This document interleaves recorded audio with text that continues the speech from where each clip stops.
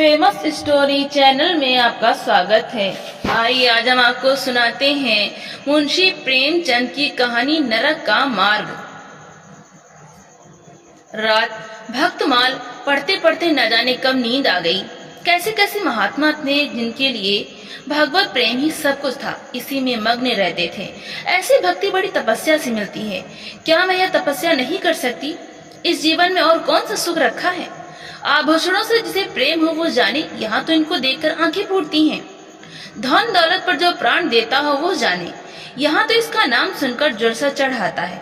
कल पगली सुशीला ने कितनी उमंगों से मेरा श्रृंगार किया था, कितने प्रेम से बालों में फूल गूंथे थे, कितना मना करते रही ना मानी। आखिर वही हुआ जिसका मुझे भय था। जितनी देर उसके साथ हंसी थी उससे कहीं ज्यादा रोई।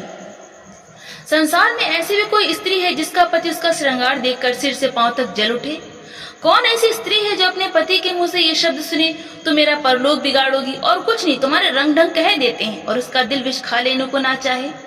भगवान, संसार में ऐसे भी मनुष्य हैं। आखिर मैं नीचे चली गई और भक्तमाल पढ़ने लगी। अब वृंदावन बिहारी ही की सेवा करूंगी, उन्हीं को अपना श्रृंगार दिखाऊंगी। वो तो देख कर ना जलेंगे, वो तो मेरे मन का हाल जानते हैं। भगवान, मैं अपने मन को कैसे समझाऊं?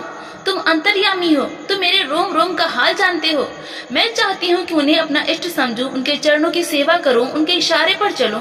उन्हें मेरी किसी बात से, किसी व्यवहार से नाम मात्र भी दुख न हो। वो निर्दोष हैं, जो कुछ मेरे भाग्य में था वो हुआ। न उनका दोष है, न माता पिता का, सारा दोष मेरे नसीबों ही का है। लेकिन यह सब जानते हुए भी जब उन्हें आते देखती हूँ तो मेरा दिल बैठ जाता है। मुंह पर मुर्दनी सी छा जाती है, सिर भारी हो जाता है। जी चाहता है इनकी सूरत न देखूं, बात तक करने को जी नहीं चाहता। कदाचित शत्रु को भी देखकर किसी का मन इतना क्लांत ना होता होगा। उनके आने के समय दिल में धड़कन सी होने लगती है। दो एक दिन के लिए कहीं चले जाते हैं तो दिल पर से एक बोझ सा उठ जाता है। हंसती भी हूँ, बोलती भी हूँ, जीवन में कुछ आनंद आने लगता है। लेकिन उनके आने का समाचार पाते ही फिर चारों ओर अंधकार। चित्त की ऐसी दशा क्यों है, यह मैं नहीं कह सकती। मुझे तो ऐसा जान पड़ता है कि पूर्व जन्म में हम दोनों में बैर था। उसी बैर का बदला लेने के लिए इन्होंने मुझसे विवाह किया है। वही पुराने संस्कार हमारे मन में बने हुए हैं।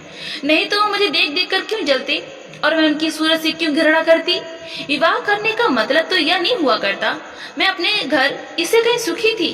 कदाचित मैं जीवन पर्यंत अपने घर आनंद से रह सकती थी। लेकिन इस लोक प्रथा का बुरा हो जो अभागिनी कन्याओं को किसी न किसी पुरुष के गले में बांध देना अनिवार्य समझती है। वो क्या जानता है कि कितनी युवतियां उसके नाम को रो रही हैं, कितने अभिलाषाओं से लहराते हुए कोमल हृदय उसके पैरों तले रौंदे जा रहे हैं। युवती के लिए पति कैसी कैसी मधुर कल्पनाओं का स्रोत होता है। पुरुष में जो उत्तम है, श्रेष्ठ है, दर्शनीय है, उसकी सजीव मूर्ति इस शब्द के ध्यान में आते इसकी नजरों के सामने आकर खड़ी हो जाती है। लेकिन मेरे लिए यह शब्द क्या है? हृदय में उठने वाला शूल, कलेजे में खटकने वाला कांटा, आंखों में गड़ने वाली किरकिरी, अंतःकरण को बेधने वाला व्यंग बाण। सुशीला को हमेशा हंसते देखती हूँ। वो कभी अपनी दरिद्रता का गिला नहीं करती। गहने नहीं है, कपड़े नहीं है, भाड़े के नन्हे से मकान में रहती है। अपने हाथों घर का सारा कामकाज करती है, फिर भी उसे रोते नहीं देखती। अगर अपने बस की बात होती तो आज अपने धन को उसकी दरिद्रता से बदल देती।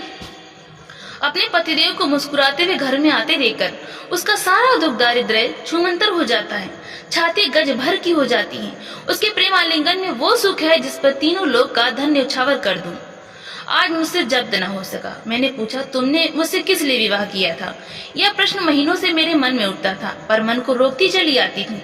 आज प्याला छलक पड़ा। यह प्रश्न सुनकर कुछ बौखला से गए, बगले झांकने लगे, खीसे निकालकर बोले, घर संभालने के लिए, गृहस्थी का भार उठाने के लिए, और नहीं क्या भोग विलास के लिए? घरनी के बिना यह आपको भूत का डेरा सा मालूम होता था। नौकर चाकर घर की संपत्ति उड़ाए देते थे। जो चीज जहाँ पड़ी रहती थी वहीं पड़ी रहती थी, उसको देखने वाला न था। तो अब मालूम हुआ कि मैं इस घर की चौकसी करने के लिए लाई गई हूँ। मुझे इस घर की रक्षा करनी चाहिए और अपने को धन्य समझना चाहिए कि यह सारी संपत्ति मेरी है। मुख्य वस्तु संपत्ति है, मैं तो केवल चौकीदारी हूँ। ऐसे घर में आज ही आग लग जाए। अब तक तो मैं अनजान में घर की चौकसी करती थी। जितना वो चाहते उतना न सही, पर अपनी बुद्धि के अनुसार अवश्य करती थी। आज तक तो मैं अनजान में घर में आज से किसी चीज को भूलकर भी छूने की कसम खाती हूँ। यह मैं जानती हूँ कि कोई पुरुष घर की चौकसी के लिए विवाह नहीं करता। और इन महाशय ने चिढ़ कर यह बात मुझसे कही।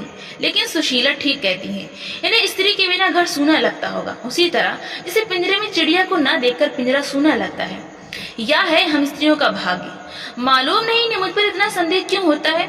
जब से नसीब इस घर में लाया है इन्हें बराबर संदेह मूलक कटाक्ष करते देखती हूँ। क्या कारण है? जरा बाल गुथवा कर बैठी और ये ओंठ चबाने लगे। कहीं जाती नहीं, कहीं आती नहीं, किसी से बोलती नहीं, फिर भी इतना संदेह। यह अपमान असह्य है। क्या मुझे अपनी आबरू प्यारी नहीं? क्या मुझे इतनी छिछोरी क्यों समझते हैं? इन्हें मुझ पर संदेह करते लज्जा भी नहीं आती। काना आदमी किसी को हंसते देखता है तो समझता है लोग मुझे पर हंस रहे हैं। शायद इन्हें भी यही वहम हो गया कि मैं इन्हें चिढ़ाती हूँ। अपने अधिकार के बाहर कोई काम कर बैठने से कदाचित हमारे चित्त की यही वृत्ति हो जाती है। भिक्षुक राजा की गद्दी पर बैठकर चैन की नींद नहीं सो सकता। उसे अपने चारों तरफ शत्रु ही शत्रु दिखाई देंगे। मैं समझती हूँ सभी शादी करने वाले बूढ़ों का यही हाल है।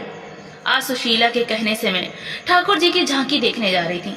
अब यह साधारण बुद्धि का आदमी भी समझ सकता है कि फूहड़ बहू बनकर बाहर निकलना अपनी हंसी उड़ाना है। लेकिन आप उसी वक्त न जाने किधर से टपक पड़े और मेरी ओर तिरस्कारपूर्ण नेत्रों से देखकर बोले, कहाँ की तैयारी है? मैंने कह दिया, जरा ठाकुर जी की झांकी देखने जाती हूँ। इतना सुनते त्योरियां चढ़ाकर बोले, तुम्हारे जाने की जरूरत नहीं। जो स्त्री अपने पति की सेवा नहीं कर सकती उसे देवताओं के दर्शन से पुण्य के बदले पाप होता है। मुझसे उड़ने चली हो। मैं औरतों की नस नस पहचानता हूँ। ऐसा क्रोध आया कि बस अब क्या कहूँ। उसी दम कपड़े बदल डाले और प्रण कर लिया कि अब कभी दर्शन करने न जाऊंगी। इस अविश्वास का भी कुछ ठिकाना है? न जाने क्या सोचकर रुक गई। उनकी बात का जवाब तो यही था कि उसी चढ़ घर से चल खड़ी होती, फिर देखती मेरा क्या कर लेते। इन्हें मेरा उदास और विमग्न रहने पर आश्चर्य होता है। मुझे मन में कृतज्ञ समझते हैं। अपनी समझ में इन्होंने मेरे साथ विवाह करके शायद मुझ पर बड़ा एहसान किया है। इतनी बड़ी जायदाद और इतनी विशाल संपत्ति की स्वामिनी होकर मुझे फूले न समाना चाहिए था। आठों पैर इनका यशगान करते रहना चाहिए था। मैं यह सब कुछ ना करके उल्टे और मुंह लटकाए रहती हूँ। कभी कभी मुझे बेचारे पर दया आती है। यानी समझते किनारे जीवन में कोई ऐसी वस्तु भी है जिसे खोकर उसकी आंखों में स्वयं ही नरक तुल्य हो जाता है। 3 दिन से बीमार है और डॉक्टर कहते हैं बचने की कोई आशा नहीं, निमोनिया हो गया है। पर मुझे न जाने क्यों इनका गम नहीं है। मैं इतनी वज्र हृदय कभी न थी। न जाने वो मेरी कोमलता कहाँ चली गई। किसी बीमार की सूरत देखकर मेरा हृदय करुणा से चंचल हो जाता था। मैं किसी का रोना नहीं सुन सकती थी। वही मैं हूँ कि आज 3 दिन से उन्हें अपने बगल के कमरे में पड़े कराहते सुनती हूँ और एक बार में उन्हें देखने लग गई। आंख में आंसू आने का जिक्र ही क्या। मुझे ऐसा मालूम होता है इनसे मेरा कोई नाता ही नहीं। मुझे चाहे कोई पिशाचनी कहे चाहे उल्टा, पर मुझे तो यह कहने में लेश मात्र भी संकोच नहीं है कि इनकी बीमारी से मुझे एक प्रकार का ईर्ष्या में आनंद आ रहा है। इन्होंने मुझे यहाँ कारावास दे रखा था। मैं इस विवाह का पवित्र नाम नहीं देना चाहती, यह कारावास ही है। मैं इतनी उदार नहीं हूँ कि जिसने मुझे कैद में डाल रखा हो उसकी पूजा करूँ, जो मुझे लात से मारे उसके पैरों को चूमूं। मुझे तो मालूम हो रहा है ईश्वर इन्हें इस पाप का दंड दे रहे हैं। मैंने संकोच होकर कहती हूँ कि मेरा इनसे विवाह नहीं हुआ। स्त्री किसी के गले बांध दिए जाने से ही उसकी विवाहिता नहीं हो जाती। वही संयोग विवाह का पद पा सकता है जिसमें कम से कम एक बार तो हृदय प्रेम से पुलकित हो जाए। सुनती हूँ महाशय अपने कमरे में पड़े पड़े मुझे कोसा करते हैं, अपनी बीमारी का सारा बुखार मुझ पर निकालते हैं। लेकिन यह इसकी परवाह नहीं। जिसका जी चाहे जायदाद ले, धन ले, मुझे इसकी जरूरत नहीं। आज 3 दिन हुए मैं विधवा हो गई। कम से कम लोग यही कहते हैं जिसको जी चाहे कहें, पर मैं अपने को जो कुछ समझती हूँ वो समझती हूँ। मैंने चूड़ियां नहीं तोड़ी, क्यों तोड़ूं? मांग में सिंदूर पहले भी न डालती थी, अब भी नहीं डालती। बूढ़े बाबा का क्रियाकर्म उनके सुपुत्र ने किया, मैं पास न फटकी। घर में मुझ पर मनमानी आलोचनाएं होती हैं। कोई मेरे गूंथे हुए बालों को देखकर नाक सिकोड़ता है, कोई मेरे आभूषणों पर आंख मटकाता है। यहाँ इसकी चिंता नहीं। इन्हें चिढ़ाने को मैं भी रंग बिरंगी साड़ियां पहनती हूँ और बनती संवरती हूँ। मुझे जरा भी दुख नहीं है। मैं तो कैद से छूट गई। इधर कई दिन बाद सुशीला घर आई। सुशीला के घर गई। छोटा सा मकान है, कोई सजावट ना सामान, चारपाइयां तक नहीं, पर सुशीला कितने आनंद से रहती है। उसका उल्लास देखकर मेरे मन में भी भांति भांति की कल्पनाएं उठने लगती हैं। उन्हें कुत्सित क्यों कहूँ जब मेरा मन उन्हें कुत्सित नहीं समझता। इनके जीवन में कितना उत्साह है। आंखें मुस्कुराती रहती हैं, ओठों पर मधुर हास्य खेलता रहता है, बातों में प्रेम का स्रोत बहता हुआ जान पड़ता है। इस आनंद से चाहे वह कितना ही क्षणिक हो, जीवन सफल हो जाता है। फिर उसे कोई भूल नहीं सकता। उसकी स्मृति अंत तक के लिए काफी हो जाती है। इसमें जरा की चोट हृदय के तारों को अंतकाल तक मधुर स्वरों से कंपित रख सकती है। एक दिन मैंने सुशीला से कहा, अगर तेरे पतिदेव कहीं परदेश चले जाएं तो रोते रोते मर जाएगी। सुशीला गंभीर भाव से बोली, नहीं बहन, मरूंगी नहीं। उनकी याद सदैव प्रफुल्लित करती रहेगी, चाहे उन्हें परदेश में बरसों लग जाएं। मैं यही प्रेम चाहती हूँ, इसी चोट के लिए मेरा मन तड़पता रहता है। मैं भी ऐसी ही स्मृति चाहती हूँ, जिसे दिल के तार सदैव बजते रहें, जिसका नशा नित्य छाया रहे। रात रोते रोते हिचकियां बन गई, न जाने क्यों दिल भर भर आता था। अपना जीवन सामने एक बीहड़ मैदान की भांति फैला हुआ मालूम होता था, जहाँ बगुलों के सिवा हरियाली का नाम नहीं, घर फाड़े खाता था। चित्त ऐसा चंचल हो रहा था कि कहीं उड़ जाऊं। आजकल भक्ति के ग्रंथों की ओर ताकने को जी नहीं चाहता, कहीं सैर करने जाने की भी इच्छा नहीं होती। क्या चाहती हूँ वो मैं स्वयं नहीं जानती, लेकिन मैं जो नहीं जानती वो मेरा एक एक रोम जानता है। मैं अपनी भावनाओं की सजीव भूमि हूँ। मेरे एक एक अंग मेरी आंतरिक वेदना का आर्तनाद कर रहा है। मेरे चित्त की चंचलता उस अंतिम दशा को पहुंच गई है जब मनुष्य को निंदा की न लज्जा रहती है न भय।